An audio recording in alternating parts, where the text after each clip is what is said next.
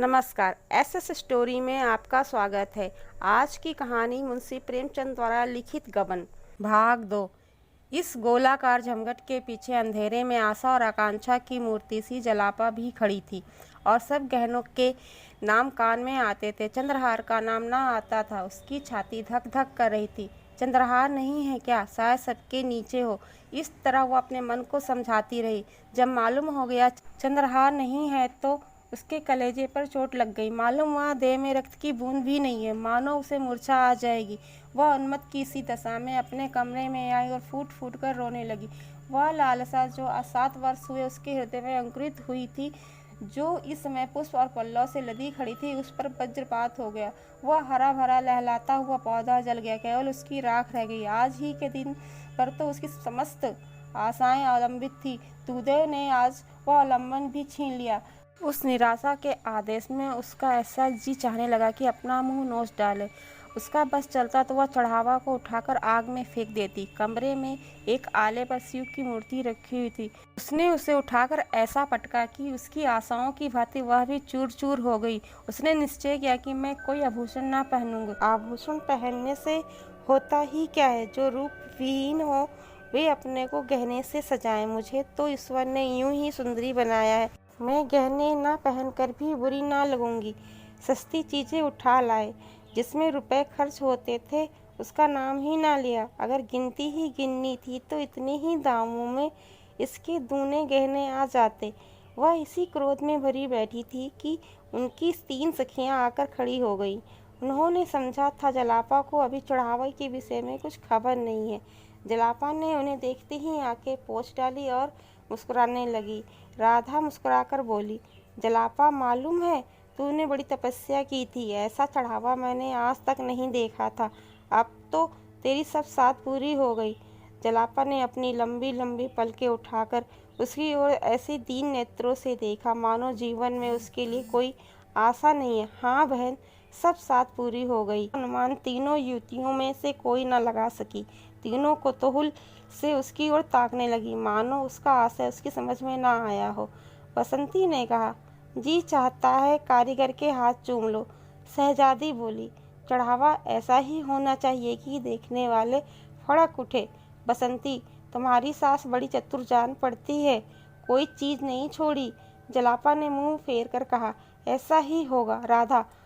और तो सब कुछ है, केवल चंद्रहार नहीं है। शहजादी, एक चंद्रहार के ना होने से क्या होता है बहन? उसकी जगह गुलू बंद तो है। जलापा ने विकृत के भाव से कहा, हाँ, देह में एक आंख के ना होने से क्या होता है? और सब अंग होते ही हैं।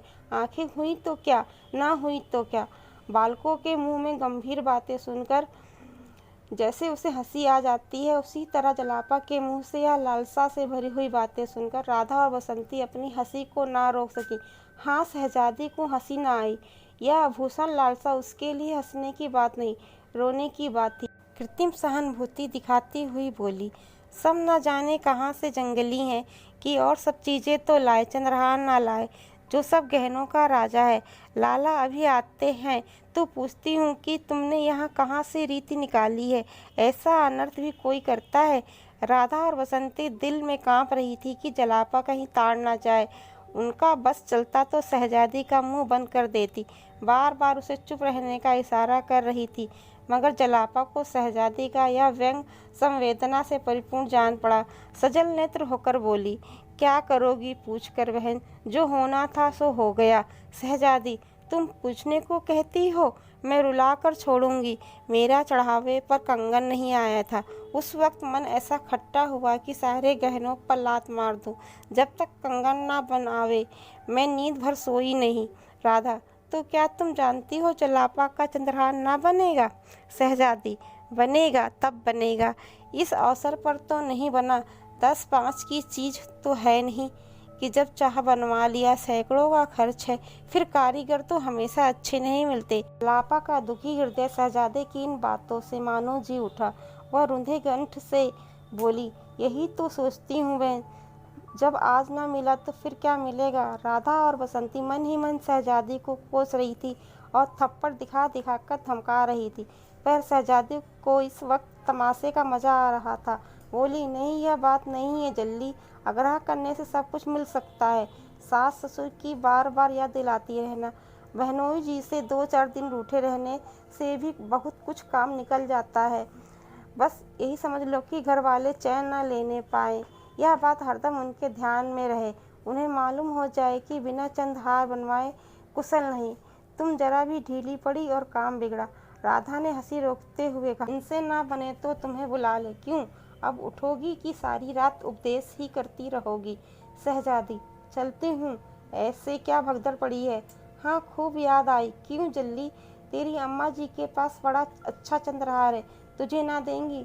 जलापा ने एक लंबी सांस लेकर कहा, क्या कहूँ बहन, मुझे तो आशा नहीं है। शहजादी, एक बार कहकर देख तो। अब उनके कौन पहनने ओढ़ने के दिन बैठे हैं? जलापा, मुझसे तो ना कहा जाएगा। शहजादी, मैं कह दूंगी। जलापा, नहीं नहीं, तुम्हारे हाथ जोड़ती हूँ, मैं जरा उनके मातृ स्नेह की परीक्षा लेना चाहती हूँ।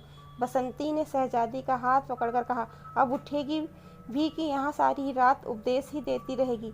शहजादी उठी, पर जलापा रास्ता रोककर खड़ी हो गई और बोली, नहीं, अभी बैठी रहो बहन, तुम्हारे पैरों पड़ती हूँ। शहजादी, जब यह दोनों चुड़ैलें बैठने भी दें, मैं तो तुम्हें गुर सिखाती हूँ और यह दोनों मुझ पर झल्लाती हैं। सुन नहीं रही हो, मैं भी विष की गांठ हूँ। बसंती, विष की गांठ तो तू है ही। शहजादी, तुम भी तो ससुराल से साल भर बाद आई हो, कौन कौन सी नई चीज़ें बनवा लाई? बसंती, और तुमने 3 साल में क्या बनवा लिया? शहजादी, मेरी बात छोड़ो, मेरे खसम तो मेरी बात ही नहीं पूछता। राधा, प्रेम के सामने गहनों का कोई मूल्य नहीं। शहजादी, तो सूखा प्रेम तुम्ही को फले। इतने में मानकी ने आकर कहा, तुम तीनों यहाँ बैठी क्या कर रही हो? चलो, वहाँ लोग खाना खाने आ रहे हैं। तीनों युवतियाँ वहाँ से चली गईं। जलापा माता के गले में चंद्रहार की शोभा देखकर मन ही मन सोचने लगी, गहनों से इनका जी अब तक नहीं भरा। महाशय दयानाथ जितनी उमंगों से विवाह करने गए थे, उतना ही हतोत्साह होकर लौटे। दीनदयाल ने खूब दिया, लेकिन वहाँ से जो कुछ मिला वह सब नाच तमाशे नेक चार में खर्च हो गए। बार बार अपनी भूल पर पछताते, क्यों दिखावे और तमाशे में इतने रुपए खर्च किए, इसकी ज़रूरत ही क्या थी? ज़्यादा से ज़्यादा लोग यही तो कहते, महाशय बड़े कृपण हैं, उतना सुन लेने से क्या हानि थी? मैंने गांव वालों को तमाशा दिखाने का ठेका तो नहीं लिया था। यह सब रमा का दुस्साहस है। उसी ने सारे खर्च बढ़ा बढ़ाकर मेरा दिवाला निकाल दिया, और सब तकाजे तो 10-5 दिन टल भी सकते हैं, पर सराफा किसी तरह ना मानता था। शादी के 7वें दिन उसे 1000 रुपये देने का वादा था। 7वें दिन सराफा आया, मगर यहाँ रुपए कहाँ थे? दयानाथ में लल्लो चप्पो की आदत न थी, मगर आज उन्होंने उसे चकमा देने की खूब कोशिश की। किस्त बांधकर सब रुपए 6 महीने में अदा कर देने का वादा किया। फिर 3 महीने पर आवे, मगर सरफा भी एक ही घुटा वह आदमी था। उसी वक्त टला, जब दयानाथ ने तीसरे दिन बाकी रकम की चीज़ें लौटा देने का वादा किया, और यह भी उसकी सज्जनता ही थी। वह तीसरा दिन भी आ गया, और अब दयानाथ को अपनी लाज बचाने का कोई उपाय न सूझ रहा था। कोई चलता हुआ आदमी शायद इतना व्यग्र न होता, हिले हवाले करके महाजन को महीनों टाला जाता, लेकिन दयानाथ इस मामले में अनाड़ी थे। जागेश्वरी ने आकर कहा, भोजन कब से ठंडा हो रहा, खाकर तब बैठो। दयानाथ ने इस तरह गर्दन उठाई मानो सिर पर सैकड़ों मन का बोझ लदा हुआ है। बोले, तुम लोग जाकर खा लो, मुझे भूख नहीं है। जागेश्वरी, भूख क्यों नहीं है? रात भी तो कुछ नहीं खाया था। इस तरह दाना पानी छोड़ देने से महाजन के रुपए थोड़ी ही अदा हो जाएंगे। दयानाथ, मैं सोचता हूँ उसे आज क्या जवाब दूंगा। मैं तो यह विवाह करके बुरा फंस गया। बहू गहने लौटा तो देगी? जागेश्वरी, बहू का हाल तो सुन चुके, फिर भी उससे ऐसी आशा रखते हो? उसकी टेक है कि जब तक चंद्रहार ना बन जाएगा कोई गहना ही ना पहनूंगी। सारे गहने संदूक में बंद कर रखे हैं, बस वही एक बिल्लौरी हार गले में डाले हुए है। बहुएं बहुत देखी, पर ऐसी बहू ना देखी। फिर कितना बुरा मालूम होता है कि कल की आई बहू उससे गहने छीन लिए जाए। दयानाथ ने चिढ़कर कहा, तुम तो जले पे नमक छिड़कती हो। बुरा मालूम होता है तो लाओ 1000 निकाल कर दे दो। महाजन को दे आऊं? देती हो? बुरा मुझे खुद मालूम होता है, लेकिन क्या उपाय है? गला कैसे छूटेगा? जागेश्वरी, बेटे का विवाह किया है, ठाठ है। शादी ब्याह में सभी कर्ज लेते हैं, तुमने कोई नई बात नहीं की। खाने पहनने के लिए कौन कर्ज लेता है? धर्मात्मा बनने का कुछ फल मिलना चाहिए या नहीं? तुम्हारे ही दर्जे पर सत्यदेव है, पक्का मकान खड़ा कर लिया, जमींदारी खरीद ली, बेटे के विवाह में कुछ नहीं तो 5,000 खर्च किए ही होंगे। दयानाथ, जब ही दोनों लड़के भी तो चल दिए। जागेश्वरी, वरना जीना तो संसार की गति है, लेते हैं वह भी मरते हैं, नहीं लेते वह भी मरते हैं। अगर तुम चाहो तो 6 महीने में सब रुपए चुका सकते हो। दयानाथ ने त्योरी चढ़ाकर कहा, जो बात जिंदगी भर नहीं की वह अब आखिरी वक्त नहीं कर सकता। बहू से साफ साफ कह दो, उससे पर्दा रखने की ज़रूरत ही क्या है, और पर्दा रहना ही कै दिन सकता है। आज नहीं तो कल सारा हाल मालूम ही हो जाएगा। बस 3-4 चीज़ें लौटा दे तो काम बन जाए। तुम उससे एक बार कहो तो। जागेश्वरी झुंझला कर बोली, उससे तुम ही कहो, मुझसे तो ना कहा जाएगा। सहसा रामनाथ टेनिस रैकेट लिए बाहर से आया। सफ़ेद टेनिस शर्ट था, सफ़ेद पतलून, कैनवस का जूता, गोरे रंग और सुंदर मुखाकृति पर इस पहनावे ने रईसों की शान पैदा कर दी। रुमाल में बेले के गजरे लिए हुए था, उससे सुगंध उड़ रही थी। माता पिता की आंखें बचाकर वह जीने पर जाना चाहता था। जागेश्वरी ने टोका, इन्हीं के तो सब कांटे बोए हैं, इनसे क्यों नहीं सलाह लेते? रमा से, तुमने नाच तमाशे में 1200-1300 रुपये उड़ा दिए, बताओ सरफरा को क्या जवाब दिया जाए? बड़ी मुश्किलों से कुछ गहने लौटाने पर राजी हुआ, मगर बहू के गहने मांगे कौन? यह सब तुम्हारी ही करतूत है। रमानाथ ने इस अपेक्षा को अपने ऊपर से हटाते हुए कहा, मैंने क्या खर्च किया? जो कुछ किया बाबूजी ने किया। हाँ, जो मुझसे कहा गया वह मैंने किया। रमानाथ के कथन में बहुत सत्य था। यदि दयानाथ की इच्छा न होती तो रमा क्या कर सकता था? जो कुछ हुआ उसकी अनुमति से हुआ। रमानाथ पर इल्ज़ाम रखने से तो कोई समस्या हल न हो सकती है। बोलो। मैं तुम्हें इल्ज़ाम नहीं देता भाई, किया तो मैंने, मगर यह बला तो किसी तरह सिर से टलनी चाहिए। सरफरा का तकाजा है, कल उसका आदमी आवेगा, उसे क्या जवाब दिया जाएगा? मेरी समझ में तो यही एक उपाय है कि उतने रुपए के गहने लौटा दिए जाएं। गहने लौटा देने में भी वह झंझट करेगा, लेकिन 10-20 रुपए के लोभ में लौटाने पर राजी हो जाएगा। तुम्हारी क्या सलाह है? रमानाथ ने शर्माते हुए कहा, मैं इस विषय में क्या सलाह दे सकता हूँ, मगर मैं इतना कहना चाहूँगा कि इस प्रस्ताव को वह खुशी से मंजूर ना करेगी। अम्मा तो जानती है कि चढ़ावे में चंद्रहार ना जाने से उसे कितना बुरा लगा था। प्रण कर लिया है, जब तक चंद्रहार ना बन जाएगा कोई गहना ना पहनूंगी। जागेश्वरी ने अपने पक्ष का समर्थन होते देख खुश होकर कहा, यही तो मैं इनसे कह रही हूँ। रमानाथ, रोना धोना मच जाएगा, इसके साथ घर का पर्दा भी खुल जाएगा। दयानाथ ने माथा से कोड़ कहा, उससे पर्दा रखने की ज़रूरत ही क्या है? अपनी यथार्थ स्थिति को वह जितनी जल्दी समझ ले उतना ही अच्छा। रमानाथ ने जवानों के स्वभाव के अनुसार जलापा से खूब बढ़ चढ़कर बातें की। जमींदारी है, उससे कई हजार का नफ़ा है, बैंक में रुपए हैं, उसका सूद आता है जलापा से। अब अगर गहने की बात कह दी गई तो रमानाथ को पूरा लबड़िया समझेगी।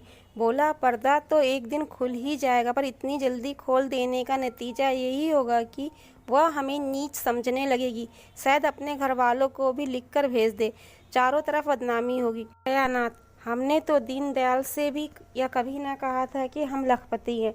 रमानाथ, तो आपने यही कब कहा था कि हम उधार गहने लाए हैं और 2-4 दिन में लौटा देंगे? आखिर यह सारा स्वांग अपनी धाक बैठाने के लिए ही किया गया था, और कुछ और? दयानाथ, तो फिर किसी दूसरे बहाने से मांगना पड़ेगा, बिना मांगे काम नहीं चल सकता। कल या तो रुपए देने पड़ेंगे या गहने लौटाने पड़ेंगे, और कोई राह नहीं है। रमानाथ ने कोई जवाब ना दिया। जागेश्वरी बोली, और कौन सा बहाना किया जाएगा? अगर कहा जाए किसी को मंगनी देना है तो शायद वह देगी नहीं, देगी भी तो 2-4 दिन में लौटाएंगे कैसे? दयानाथ को एक उपाय सूझा। बोले, अगर उन गहनों के बदले मुलम्मे के गहने दे दिए जाए, मगर तुरंत ही उन्हें ज्ञात हो गया कि यह लचर बात है। खुद ही उसका विरोध करते हुए कहा, हाँ, बात को जब मुलम्मा उड़ जाएगा तो फिर लज्जित होना पड़ेगा। अक्ल कुछ काम नहीं करती, मुझे तो नहीं सूझता। यह सारी स्थिति उसे समझा दी जाए, जरा देर के लिए उसे दुख तो जरूर होगा, लेकिन आगे के वास्ते रास्ता साफ हो जाएगा। संभव था, जैसा दयानाथ का विचार था, कि जलापा रो धोकर शांत हो जाएगी, पर रमा की इसमें किरकिरी होती थी। फिर वह मुंह न दिखा सकेगा। जब वह उससे कहेगी, तुम्हारी जमींदारी क्या हुई, बैंक के रुपए क्या हुए, तो वह उसे क्या जवाब देगा।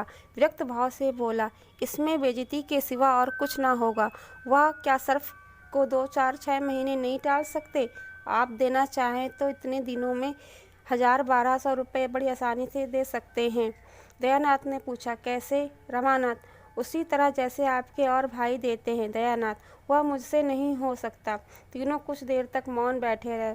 दयानाथ ने अपना फैसला सुना दिया। जागेश्वरी और रमा को यह फैसला मंजूर न था, इसलिए अब इस गुत्थी के सुलझाने का भार उन्हीं दोनों पर था। जागेश्वरी ने भी एक तरह से निश्चय कर लिया था, दयानाथ को झक मारकर अपना नियम तोड़ना पड़ेगा। यह कहाँ की नीति है कि हमारे ऊपर संकट पड़ा हुआ हो और हम अपने नियमों का राग अलापते रहें। रमानाथ बुरी तरह फंसा था। वह खूब जानता था कि पिताजी ने जो काम कभी नहीं किया है, वह आज ना करेंगे।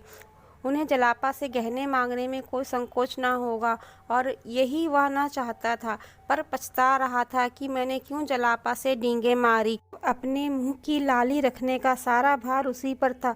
जलापा की अनुपम छवि ने पहले ही दिन उस पर मोहनी डाल दी थी। वह अपने सौभाग्य पर फूला ना समाता था। क्या यह घर ऐसे अनन्य सुंदरी के योग्य था? जलापा के पिता 5 रुपए के नौकर थे, पर जलापा ने कभी अपने घर में झाड़ू ना लगाई थी, कभी अपनी धोती ना छांटी थी, अपना बिछौना ना बिछाया था, यहाँ तक कि अपनी धोती की खोंच तक ना सी थी। दयानाथ 50 रुपये पाते थे, पर यहाँ केवल चौका बासन करने के लिए महरी थी। बाकी सारा काम अपने ही हाथों से करना पड़ता था। जलापा शहर और देहात का फर्क क्या जाने। शहर में रहने का उसे कभी अवसर ही ना पड़ा था। वह कई बार पति और सास से साचार्य पूछ चुकी थी, क्या यहाँ कोई नौकर नहीं है? जलापा के घर दूध दही घी की कमी नहीं थी। यहाँ बच्चों को भी दूध मैसर ना था। इन सारे अभावों की पूर्ति के लिए रमानाथ के पास मीठी मीठी बड़ी बड़ी बातों के सिवा और क्या था। घर पर किराया 5 रुपया था, रमानाथ ने 15 बताए थे। लड़कों की शिक्षा का खर्च मुश्किल से 10 रुपये था, रमानाथ ने 40 बताए थे। उस समय उसे इसकी जरा भी शंका न थी कि एक दिन सारा भांडा फूट जाएगा। मिथ्या दूरदर्शी नहीं होता, लेकिन वह दिन इतनी जल्दी आएगा, यह कौन जानता था। अगर उसने यह डींगे ना मारी होती तो जागेश्वरी की तरह वह भी सारा भार दयानाथ पर छोड़कर निश्चित हो जाता। लेकिन इस वक्त वह अपने ही बनाए हुए जाल में फंस गया था। कैसे निकले? उसने कितने ही उपाय सोचे, लेकिन कोई ऐसा ना था कि आगे चलकर उसे उलझनों में ना डाल देता, दलदल में ना फंसा देता। एकाएक उसे एक चाल सूझी। उसका दिल उछल पड़ा, पर इस बात को वह मुंह तक ना ला सका। ओह, कितनी नीचता है, कितना कपट, कितनी निर्दयता! अपनी प्रेयसी के साथ ऐसी धूर्तता! उसने मन में उसे धिक्कारा। अगर उस वक्त उसे कोई 1000 रुपये दे देता तो वह उसका उम्र भर के लिए गुलाम हो जाता। दयानाथ ने पूछा, कोई बात सूझी? मुझे तो कुछ नहीं सूझता, कोई उपाय सोचना ही पड़ेगा। आप ही सोचिए, मुझे तो कुछ नहीं सूझता। क्यों नहीं? उससे 2-3 गहने मांग लेते। तुम चाहो तो ले सकते हो, हमारे लिए मुश्किल है। मुझे शर्म आती है। तुम विचित्र आदमी हो, ना खुद मांगोगे ना मुझे मांगने दोगे, तो आखिर यह नाव कैसे चलेगी? मैं एक बार नहीं 1000 बार कह चुका कि मुझसे कोई आशा मत रखो। मैं अपने आखिरी दिन जेल में नहीं काट सकता। इसमें शर्म की क्या बात है? मेरी समझ में नहीं आता किसके जीवन में ऐसे सुअवसर नहीं आते। तुम्हें अपनी माँ से पूछो। जागेश्वरी ने अनुमोदन किया। मुझसे तो नहीं देखा जाता है कि अपना आदमी चिंता में पड़ा रहे, मैं गहने पहने बैठी रहूं। नहीं तो आज मेरे पास भी गहने ना होते। एकाएक करके सब निकल गए। विवाह के 5000 से कम का चढ़ावा नहीं गया था, मगर 5 साल में ही सब स्वाहा हो गया। तब से अब एक छल्ला बनवाना भी नसीब न हुआ। दयानाथ जोर देकर बोले, शर्म करने का यह अवसर नहीं है, इन्हें मांगना पड़ेगा। रमानाथ ने छेड़ते हुए कहा, मैं मांग तो नहीं सकता, कहिए उठा लाऊं। यह कहते कहते लज्जा, क्षोभ और अपनी नीचता के ज्ञान से उसकी आंखें सजल हो गईं। दयानाथ ने भौचक्के होकर कहा, उठा लाओ उससे छिपाकर। रमानाथ ने तीव्र कंठ से कहा, और आप क्या समझ रहे हैं? दयानाथ ने माथे पर हाथ रख लिया। एक क्षण के बाद आहत कंठ से बोले, नहीं, मैं ऐसा ना कह करने दूंगा। चाल कभी नहीं किया और ना कभी करूँगा, वह भी अपनी बहू के साथ। छी छी, जो काम सीधे से चल सकता है उसके लिए फरेब। कहीं उसकी निगाह पड़ गई तो समझते हो वह तुम्हें दिल में क्या समझेगी? मांग लेना इससे कहीं अच्छा है। रमानाथ, आपको इससे क्या मतलब? मुझसे चीज़ें ले लीजिएगा। मगर जब दयानाथ कुछ लज्जित होकर बोले, इतने पर भी केवल चंद्रहार न होने से वहाँ हाय तौबा मच गई। रमानाथ, उस हाय तौबा से हमारी क्या हानि हो सकती थी? जब इतना करने पर भी हाय तौबा मच गई तो मतलब भी तो ना पूरा हुआ। उधर बदनामी हुई, इधर यह आफत सिर पर आई। मैंने यह नहीं दिखाना चाहता था कि हम इतने फटे हाल हैं। चोरी हो जाने पर तो सब्र करना ही पड़ेगा। दयानाथ चुप हो गए। उस आवेश में रमा ने उन्हें खूब खरी खरी सुनाई और वह चुपचाप सुनते रहे। आखिर जब ना सुना गया तो उठकर पुस्तकालय चले गए। यह उनका नित्य का नियम था। जब वो 2-4 पत्रिकाएं न पढ़ लें उन्हें खाना न हजम होता था। उसी सुरक्षित घड़ी में पहुंचकर घर की चिंताओं और बाधाओं से उनकी जान बचती थी। रमा भी वहां से उठा, पर जलापा के पास ना जाकर अपने कमरे में गया। उसका कोई कमरा अलग तो था नहीं, एक ही मर्दाना कमरा था। इसी में दयानाथ अपने दोस्तों से गपशप करते, दोनों लड़के पढ़ते और रमा मित्रों के साथ शतरंज खेलता। रमा कमरे में पहुंचा तो दोनों लड़के ताश खेल रहे थे। गोपी का 13वां साल था, विश्वंभर का 9वां। दोनों रमा से थर-थर कांपते थे। रमा खुद खूब ताश और शतरंज खेलता, पर भाइयों को खेलते देखकर उसके हाथ में खुजली होने लगती थी। खुद चाहे दिन भर सैर सपाटे किया करे, मगर क्या मजाल कि भाई कहीं घूमने निकल जाएं। दयानाथ खुद लड़कों को कभी नहीं मारते थे। अवसर मिलता तो उनके साथ खेलते थे। उन्हें कौवे उड़ाते देखकर उनकी बाल प्रकृति सजग हो जाती थी। 2-4 पेंच लड़ा देते। बच्चों के साथ कभी कभी गुल्ली डंडा भी खेलते थे। इसलिए लड़के जितना रमा से डरते उतना ही पिता से प्रेम करते थे। रमा को देखते ही लड़कों ने ताश की टाट के नीचे छिपा दिया और पढ़ने लगे। सिर झुकाए चपत की प्रतीक्षा कर रहे थे, पर रमानाथ ने चपत नहीं लगाई। मोड़े पर बैठकर गोपीनाथ से बोले, तुमने भंग की दुकान देखी है ना नुक्कड़ पर? गोपीनाथ प्रसन्न होकर बोला, हाँ देखी, क्यों नहीं है। जाकर 4 पैसे का मजून ले लो, दौड़े हुए आना। हाँ, हलवाई की दुकान से आध सिर मिठाई भी लेते आना। यह रुपया लो। कोई 15 मिनट में रमा ने दोनों चीज़ें ले जलापा के कमरे की ओर चला। रात के 10 बज गए थे। जलापा खुली हुई छत पर लेटी हुई थी। जेठ की सुनहरी चांदनी के सामने फैले हुए नगर के कलश, गुम्बद और वृक्ष स्वप्न चित्रों से लगते थे। जलापा की आंखें चंद्रमा की ओर लगी हुई थी। उसे ऐसा मालूम हो रहा था मैं चंद्रमा की ओर उड़ी जा रही हूँ। उसे अपनी नाक में खुश्की, आंखों में जलन और सिर में चक्कर मालूम हो रहा था। कोई बात ध्यान में आते ही भूल जाती और बहुत याद करने पर ही याद ना आती थी। एक बार घर की याद आ गई, रोने लगी। एक ही क्षण में सहेलियों की याद आ गई, हंसने लगी। सहसा रमानाथ हाथ में एक पोटली लिए मुस्कुराता हुआ आया और चरपाई पर बैठ गया। जलापा ने उठकर पूछा, पोटली में क्या है? रमानाथ, बुझ जाओ तो जानू। जलापा, हंसी का गोलगप्पा है। यह कहकर हंसने लगी। रमानाथ, गलत। जलापा, नींद की गठरी होगी। रमानाथ, गलत। जलापा, तो प्रेम की पिटारी होगी। रमानाथ, ठीक, आज मैं तुम्हें फूलों की देवी बनाऊंगा। जलापा खिल उठी। रमा ने बड़े अनुराग से उसे फूलों के गहने पहनाने शुरू किए। फूलों के शीतल कोमल स्पर्श से जलापा के कोमल शरीर में गुदगुदी सी होने लगी। उन्हें फूलों की भांति उसका एक एक रोम प्रफुल्लित हो गया। रमा ने मुस्कुरा कर कहा, कुछ उपहार? जलापा ने कुछ उत्तर न दिया। इस वेश में पति की ओर ताकते हुए भी उसे संकोच हुआ। उसकी बड़ी इच्छा हुई कि जरा आईने में अपनी छवि देखे। सामने कमरे में लैंप जल रहा था। वह उठकर कमरे में गई और आईने के सामने खड़ी हो गई। नशे की तरंग में उसे ऐसा मालूम हुआ कि मैं सचमुच फूलों की देवी हूँ। उसने पानदान उठा लिया और बाहर आकर पान बनाने लगी। रमा को इस समय अपने कपट व्यवहार पर बड़ी गलानी हो रही थी। जलापा ने कमरे में लौटकर प्रेमोल्लासित नेत्रों से उसकी ओर देखा तो उसने मुंह फेर लिया। उस सरल विश्वास से भरी हुई आंखों के सामने वह ताक ना सका। उसने सोचा, मैं कितना बड़ा कायर हूँ। क्या मैं बाबूजी को साफ साफ जवाब ना दे सकता था? मैंने हामी क्यों भरी? क्या जलापा के घर की दशा साफ साफ कह देना मेरा कर्तव्य न था? उसकी आंखें भर आई। जाकर मुंडेर के पास खड़ा हो गया। परिणय के उस निर्मल प्रकाश में उसका मनोविकार किसी भयंकर जंतु की भांति घूरता हुआ जान पड़ता था। उसे अपने ऊपर इतनी घृणा हुई कि एक बार जी में आया सारा कपट व्यापार खोल दूं, लेकिन संभल गया। कितना भयंकर परिणाम होगा। जलापा की नज़रों में गिर जाने की कल्पना ही उसके लिए असहाय थी। जलापा ने प्रेम सरस नेत्रों से देखकर कहा, मेरे दादाजी तुम्हें देखकर गए और अम्मा जी से तुम्हारा बखान करने लगे। तो मैं सोचती थी कि तुम कैसे होगे। मेरे मन में तरह तरह के चित्र आते थे। रमानाथ ने एक लंबी सांस खींची, कुछ जवाब न दिया। जलापा ने फिर कहा, मेरी सखियां तुम्हें देखकर मुग्ध हो गईं। शहजादी तो खिड़की के सामने से हटती ही ना थी। तुमसे बातें करने की उसकी बड़ी इच्छा थी। जब तुम अंदर गए तो उसी नित में पान के बीड़े दिए थे, याद है? रमा ने कोई जवाब ना दिया। जलापा, आजी वही तो रंग रूप में सबसे अच्छी थी, जिसके गाल पर एक तिल था। तुमने उसकी ओर बड़े प्रेम से देखा था। बेचारी लाज के मारे गड़ गई थी।